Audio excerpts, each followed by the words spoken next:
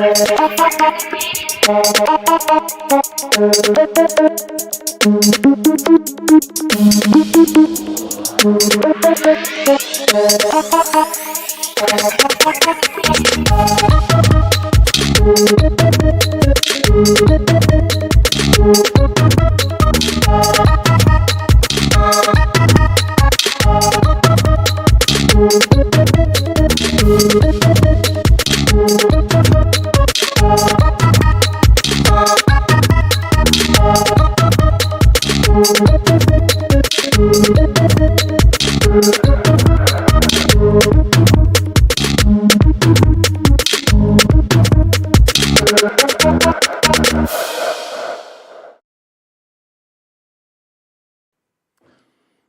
is it hard to see like really hardcore African dance in these videos?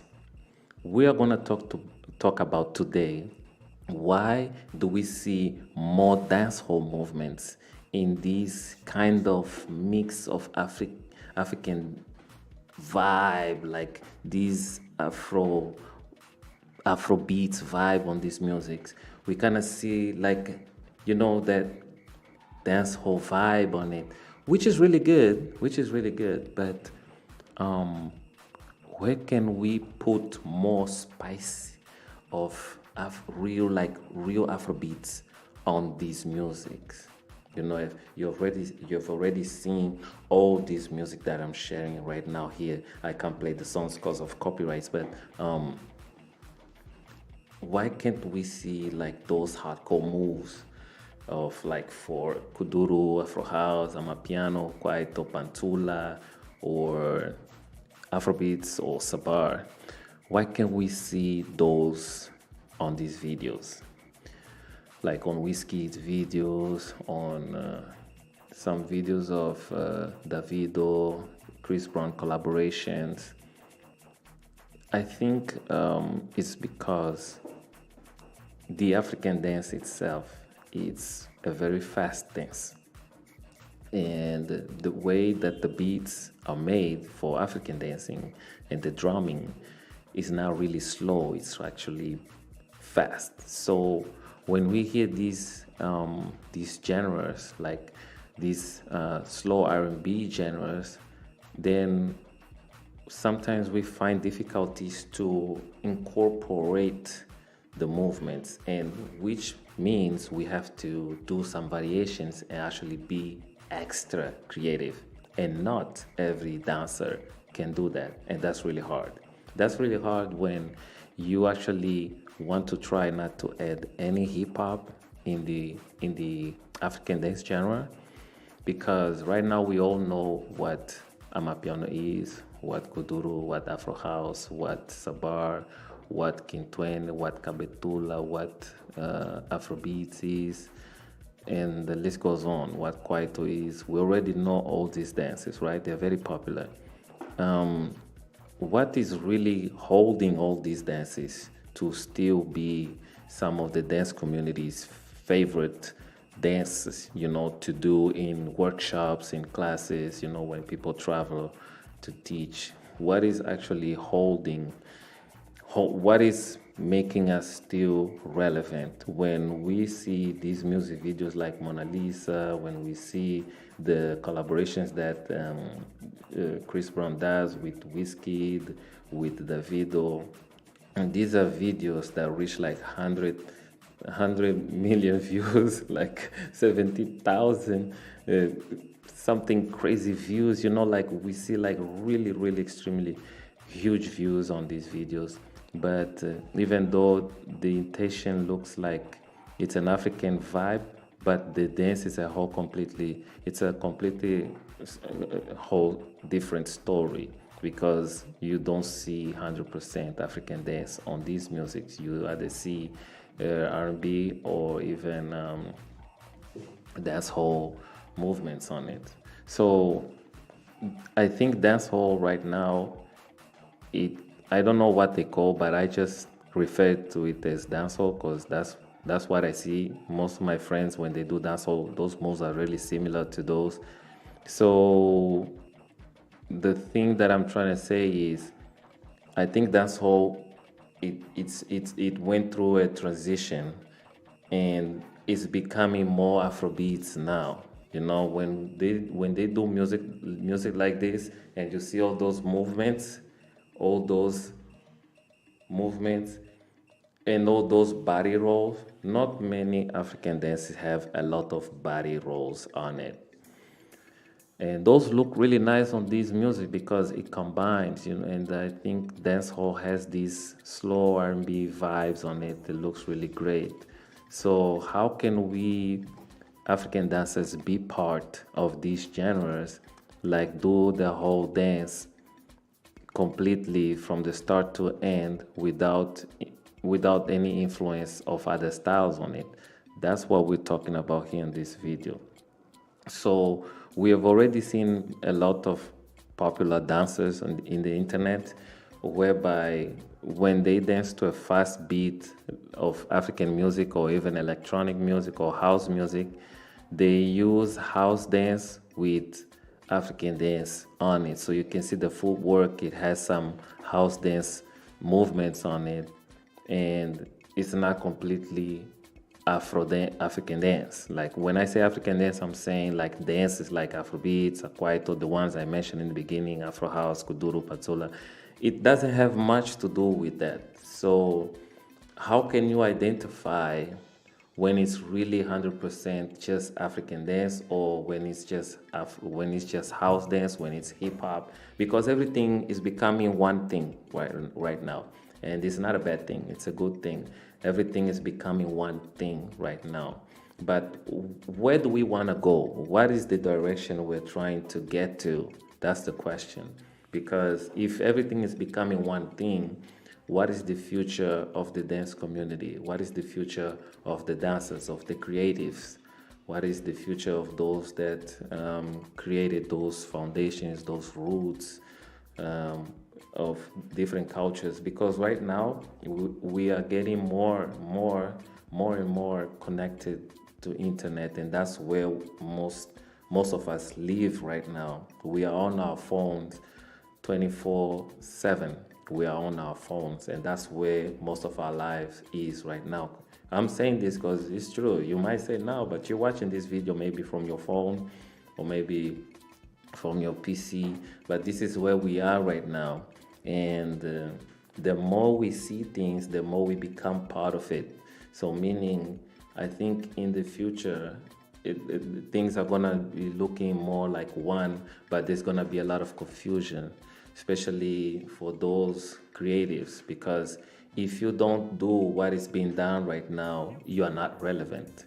So the question is, I think we can explore what we have as African dance style genre and start mixing a little bit or doing some variations or start creating again, because all the creativity that brought us here, it's all in the 90s, 80s, or 70s. Because after the 1995 or 2000s, there really hasn't been much being created after that. Right now, we're just going through, recycle, picking moves from the 90s. I'm saying here, at least most African dance are picking moves from the 90s, from the 80s, things that already existed, and they're just redoing this a different way. Or sometimes we're actually just doing it 100% like it used to be. Now that things are changing and more musics like this are really coming up, and us dancers, because here on this channel we talk about dance and being professional and creative, like how can we stay with the brothers and sisters doing dance hall on this Afrobeats music? How can we catch up? Because we're not there. They are actually going, and we are still here with our roots, with our music, with our kuduro, with our Afro house, with our amapiano, kwaito, and Afrobeats music. But when you get these dancers from Africa to participate in these music videos, which is more R&B, which is more slow, sometimes there could be a little bit of difficulty in performing like we do when it's our 100% root music. And I've seen that happen a lot of times, because me myself, I've also try to sometimes change my mindset and say, okay, now instead of me doing dancehall to this song from Chris Brown, how about I study again? I go back to the books, I study again the whole process of Afro House and Kuduro, and actually pick this and that move to start creating something new so that I don't have to mix hip hop or breaking to be able to dance to Chris Brown slow, like really R&B kind of genres.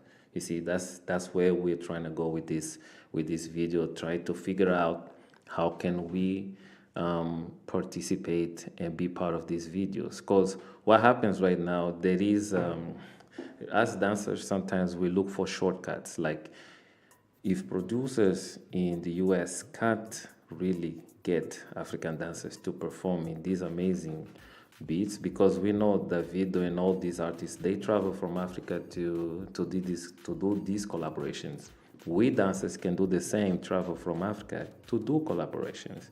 But when we get there to do collaborations, how can we collaborate with the dancers doing R&B and doing dancehall? Because we know dancehall in the US is a huge thing, and that's like because they're Africans, of course, but that's like the Afro beats of the US. That's like the Amapianos and Afro house of the US. So most of these musicians will always use some influence of dancehall, because most of the really popular dancehall choreographers are over there. So when you get there, they are obviously fan of the African dance genre that it's in Africa, but how can that be used? So the reason why I'm saying this is in 2019, I was in the US. I was doing an audition for Beyonce, and Jaquil Knights, the choreographer, was there, and he was exploring, looking at amazing African dancers, just doing freestyle, just doing choreography to some of Beyonce's music. And I think they wanted to see what can be done, like to study, because they are studying. If we don't study, we're gonna be like left behind. We won't be able to perform with these huge artists. And I know that's the dream of some of our brothers here in Africa that want to be able to perform someday with Chris Brown, with Rihanna, with Beyonce. So how can you be creative enough for your dance to actually get to that level? So as he was watching the dancers, I realized that in the end they decided to get some of the African, really, African dancers that do this, that are used to doing these African dances, to actually perform with Beyonce on her at that time, 2009, music videos. There were actually Africans from Africa performing on the music videos that she was releasing. And that was great, because obviously Beyonce, her music is a little bit faster, so that helps. But when it's too slow, when we get to Chris Brown level, when we get to some of the recent Davido and Wizkid level, and when we get to these Usher levels, then you will see more African dances disappearing. So that's the question. How can we catch up? Like, how can we convert our dance to actually be versatile enough to perform with them without us leaving the dance floor? Yeah, so that's, if you think about it, you start seeing these music videos, you realize that there really isn't much African dancing on it. Yeah, trust me when I say this. I understand dancehall is an African dance as well, but when we talk about African dance right now at this moment, you are gonna expect to see Amapiano. See, this is why I'm using these words, not to say that Jamaicans aren't Africans. Of course they are. But when most people talk about African dance, we already know what most people are referring to, because that's an issue that I already addressed here on this channel. If you really cannot see the difference of all the genres from dances made in Africa, it's hard for you to actually make up people's mind. Because for example, when you go to a class to teach Afro House, one of the first things that I have difficulty explaining people is the difference between Afro House and Kudro. And what I say is, Kuduro is Afro House. Afro House is Kuduro. But since Afro House is more popular, the word Afro House is more popular, the title. If you say Afro House, if you're going to teach Kuduro, people will not many people will come to your class, because they know they will follow the name Afro House because it's more popular, it exists longer, it's something that stays in people's mind really quick. So when you get to class, you are actually, sometimes I have to explain, look guys, Afro House is a word, is a title that was used in South Africa, but Angolans also managed to get that influence and actually started to make their own genre of Afro House in Angola, which is actually Kuduro, but they named it Afro House because it's popular, so they can sell, so they can market, so we can actually get inside this realm. See? So if I say another name, people will not understand what I'm talking about. That's why I say African dance. So you already know it's Afrobeats, Amapiano, Kuduro, Afro House, and like that. Even though dancehall is also an African dance, but most people when they go search online to say African dance, you will not find many people searching for dancehall on that research. Yeah, so I just wanted to clarify that, because people will say, Manuel, you're talking too much about dancehall as if it's not African dance. It is. So how can we use more African dances in these videos so we can also be part of this fusion that's going on? Because dancehall has dominated the industry for years. Has dominated the industry for years, in the 90s, in the early 2000s, and now it's back.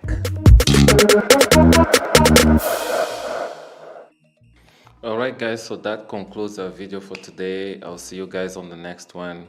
All these videos that I make is just to reflect on how the dance is going on right now and what are the fusions that are impacting the dance community, and how can we all be part of something big. Like, how can we actually do variations, more combinations, more collaborations, more opportunities, so we can actually also continue be part of this amazing art industry. So the best source for all this, and which also helped me throughout my dance career, is being the versatility. Just having versatility is very important. You should not say, like, I don't do this dance, I don't like that dance, I'm never gonna try that dance, I'm not gonna try African dance, I'm not gonna try hip hop. All the people that had this mindset are right now learning all the dances that they refused to learn a few years ago, because the industry requires us artists to be versatile. If you wanna be a professional dancer or professional artist, you gotta try to be versatile, because things change. Maybe the hip-hop era can come back, and all these African dances that we're doing right now could go down again. So yeah, it's all about being creative, it's all about going with the wave, understanding what's going on, so we can actually be able to still be relevant in the industry, because it is what we're looking for, right? So this is what we talk about here. And let me know your comments below, what you think about this topic. Let me know what you think about this topic, and what should I say on the next one, and what did I miss on this one. If I also said something wrong, let me know, correct me down below. Let's talk about it. Ora, hello, my name is Manuel Kanza. Once again, we're here on I Love Kuduro. here on the program called Central Kuduro. All right. So today I have three. Here I have Bima, Greti, and Miguel. His name is Michael. And today we are gonna talk a little bit about how much they know about Kuduro and Afro House. So it's gonna be an interesting interview. So make sure that you stick there with us because it's gonna be fun. All right? Então, Mr. Bima, como é que é? Tudo em dia. Tudo em dia? Tudo em dia. Greti, como é? Tudo em dia, graças a Deus. Tímida? Não, não estou tímida. Não tenho porquê. Ah, é? Não. Ok, então. Tudo ok, pô. Tudo ok? Tudo ok, na boa. Na boa? Yes. Ok, vem mais aqui para frente. Eu vou começar com a Greti. Greti, você sabe quando é que Kuduro começou? Em que ano mais ou menos? Tens ideia? Ih, Jesus. Não. Não? Queres Não. pedir ajuda aqui a alguns colegas? Gostaria. A quem? Ao Escolhe. Bima. O Bima? Sim. Bima, tens mais ou menos ideia? Tenho mais ou menos ideia. Na década de 90, se não erro, na década de 90. Ok. O que achas, Michael? Não, realmente é verídico porque lembro que quando eu fui nascido, ao longo do meu crescimento, eu já ouvia Kuduro. Já ouvi as Kuduro? Já ouvia Kuduro. Ouvia Kuduro em termos de música e em termos de dança. Eu já apreciava desde pequeno. Ok, então não vou perguntar a idade de cada um aqui, mas vocês que estão aqui, ninguém está abaixo de 99. Alguns nasceram em 2002, 2003. Não, todos estão abaixo de 99. Ah, é? Creio. Ok.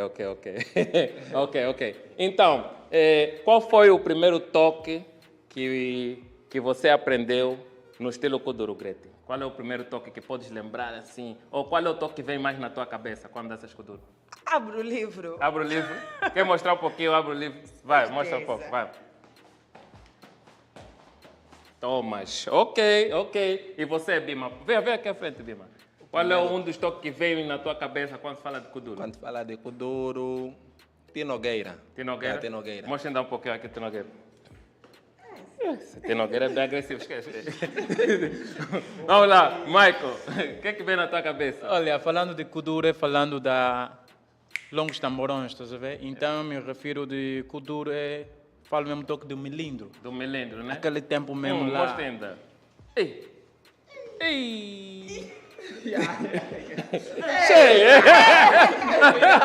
Esses toques que na qual, eu digo que esse mesmo Kuduro de verdade é o mesmo nosso Kuduro, a essência. Você sente mesmo, não? Yeah. Entende-se, o tempo vai indo, as coisas vão passando, né? E também tá aí, mas esse é o Kuduro do milênio mesmo. Você tá vendo os pais mesmo... Ei! Ok, essa é boa. Então, o Kuduro surge nos finais dos anos 80, no princípio dos anos 90, por aí. Tony Amado naquela fase, né? Porque o filme do Jean-Claude Van Damme, sabemos que o Tony Amado surge aquela como é que eu posso, inspiração para criar o Kuduro devido àquela interação com o filme do Jean-Claude Van Damme. E esse filme saiu em 1989. Quer dizer que nós aqui, se calhar, assistimos em 91 ou 92. Então, o Kuduro deve ser daqueles tempos, 91, 92, 93. Então, sendo assim, antes do Tony Amado vir com o Kuduro, ele já tinha inventado uma dança chamada Let the Boy. Mas naquele tempo que surgiu o Kuduro, já existia uma dança chamada Underground. Exato. Vocês já ouviram de Underground? Já. Então, a dança Underground, que era a mistura de vários passos, tipo de break, techno, porque o Kuduro veio daquele surgimento da inspiração da música eletrônica, por isso os BPM e tudo mais. Então, eu quero agradecer vocês por estarem aqui no programa em geral, que é o I Love Kuduro, mas estamos aqui no Kuduro Central. Eu quero que o Michael nos fale um pouquinho sobre o que você faz além da dança, porque sabemos que você é dançarino. Quer se apresentar um pouquinho aí para o pessoal, porque esse é um programa internacional. Vende aí um pouquinho o teu peixinho, fala aí um pouquinho sobre ti, para as pessoas conhecerem bem quem é o Mr. Michael. Vamos lá, Ok. um minuto. Olá, people. Daqui fala Miguel Brito Moia, é assim que fui registrado pelos meus pais e não tem como negar. Mas ao longo do meu crescimento foi indo adotando o nome. Maico é o meu nome artístico, é bailarino, eu sou. E além de dança, também faço parte de uma organização de decoração. Se já estás pronto para casar, eu estou aqui. Está a vender muito peixe, chega. Greta, desculpa. Depois vamos deixar no rodapé. Olá, daqui fala Grete. Grete Catarina é o meu nome. Bailarina e também, além de bailarina, coreógrafa de eventos do tipo casamentos, pedidos. Se estás para casar, estou aqui para coreografar as tuas damas. É basicamente isso. Isso. Ok, good, dá licença. Ok. Yeah. Podem falar aqui, né? Tá bom? Lá sou Bima Marrom, Moraes Kikel, meu nome de registro. Sou bailarino e cantor, também técnico informático, faço venda de software de faturação, mas estou mais ligado à dança, porque é nela que vivo. Se precisa de um bailarino, alguém para atuar no seu casamento, coreografar, tal como a atriz, o Bima também faz. Vamos ainda inventar aqui um cheirinho. Canta ainda, esses dois vão dançar. Canta uma tua música, bora. A música? Grete. Yeah, okay. Bora, bora. Ah, ok. Olha, o toque vai ser assim, a música é Bebê Mete. Então, me segue, yeah? Bebê mete, assim mete bebê. E assim tira bebê. E assim mete bebê. E assim tira bebê. Mais ou menos isso, um cheirinho. E tá ligado nesta. So once again, my name is Manuel Kanza. We're here on the Kudro Central, your program where we talk about Kudro, Afro House, and so much more. All the dance that we talk about here and music is based from Angola. And it's not different from the previous episode. Today I have 3 people here with me and we're going to talk about interesting facts of Kuduro and Afro House. Not only the dance, but the music. All right? So stay with us because we're going to begin.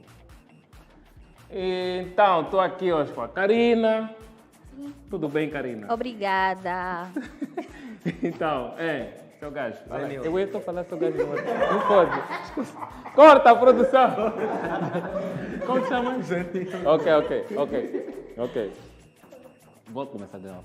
So, yes, here we are. And today they are going to make their presentation. Okay, so we're going to begin. And como te chamas? Sou a Karina Pascoal. Dançarina, que cantora? Sou bailarina, compositora de músicas infantis e coreógrafa também. Uau, ok. Vamos lá. Chamo-me Zenildo Tavares, também sou bailarino. Ok, Zenildo. Eu sou a Atriz Vieira, sou bailarina e cantora.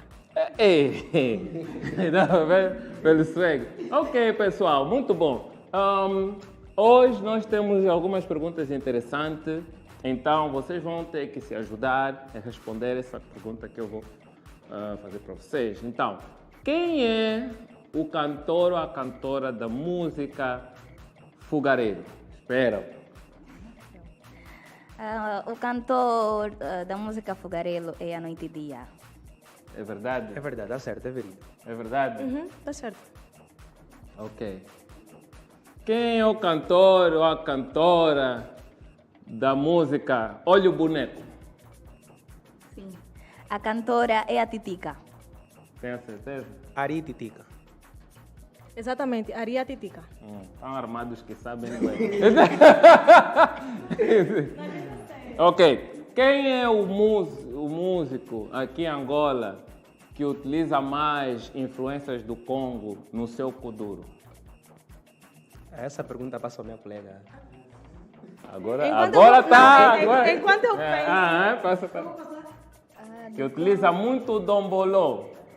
Acho que é o Clayton M. Acho que é o puto português ou na coberta. Até agora nada. Pessoal, vocês estavam a responder, bué, agora que estou aí nas perguntas. Tá bom, eu acho, sabe por que essa pergunta foi fixe? Porque vocês são dançarinos. Então, vocês poderiam acertar quem é dos tops músicos que utiliza mais o gênero congolês no Kuduro. E a resposta certa é a Titica. Sim. Agora sente, né?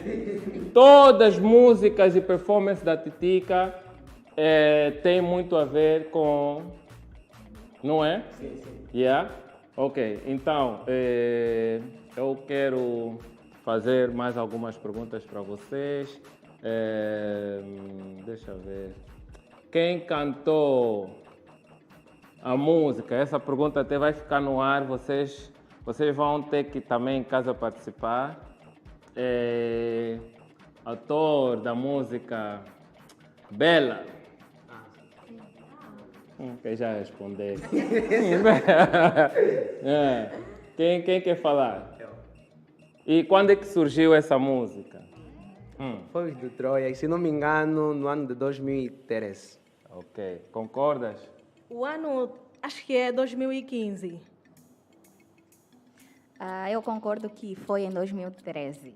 Ok. Então aí em casa também vocês vão pensar no assunto e vão tentar responder aqui essa última pergunta que foi lançada aqui para os nossos convidados, ok? Vamos então, a nossa entrevista foi boa, mas eles agora vão vender um pouquinho, falar um pouquinho sobre os seus trabalhos para vocês. Vamos aqui começar com a atriz.